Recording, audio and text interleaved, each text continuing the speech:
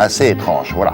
On va s'intéresser maintenant à l'emploi. Vous savez que l'électronique embarquée s'est développée dans l'aéronautique. Alors, avions, automobiles, trains, téléphones utilisent des systèmes électroniques complexes. Moi, en réalité, le secteur est extrêmement porteur. Seulement, voilà, manque de main-d'œuvre. Alors, pour ceux qui cherchent un emploi, on va peut-être pouvoir les aider.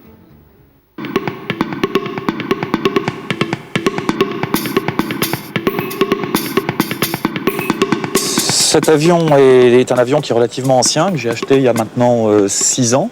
Il y a de l'électronique. Ici, on a par exemple les radios qui nous servent à parler avec le contrôle aérien.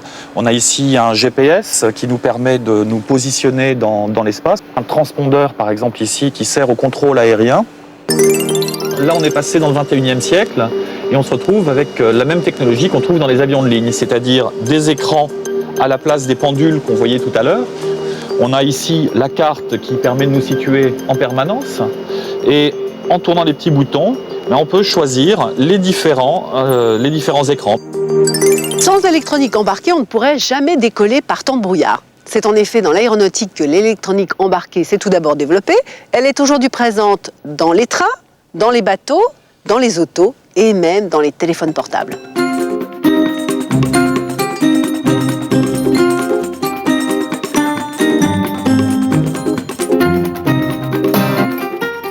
On est formé pour concevoir les outils pour diriger l'avion. Ici, on peut voir la piste et ce modèle de simulation va nous permettre de simuler un décollage. Et alors, ça sert à quoi de fabriquer ça ? Alors, sur l'horizon artificiel, on peut voir l'inclinaison de l'avion ou alors le tangage. C'est pour se repérer par rapport au sol. L'horizon artificiel occupe toute la surface de l'écran. Le pilote l'a en permanence devant les yeux, il ne peut pas le rater. C'est un facteur de sécurité énorme. Les formations à ces métiers, on les trouve de plus en plus à proximité des bassins d'emploi. Pour l'aéronautique, c'est Paris ou Toulouse. Pour l'automobile, c'est Valenciennes. Plus les années passent et plus on arrive à miniaturiser.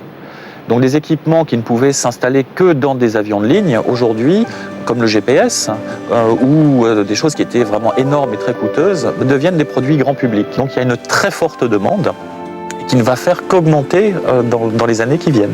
Aujourd'hui, l'électronique embarquée est un secteur porteur. Les emplois sont là pour des jeunes ayant une formation Bac+1 à Bac+5. Les premiers iront vers des postes de techniciens, les seconds plutôt vers des emplois de concepteurs. Et contrairement à ce qu'on peut croire, oui, il y a des filles en aéronautique plus qu'on ne croit.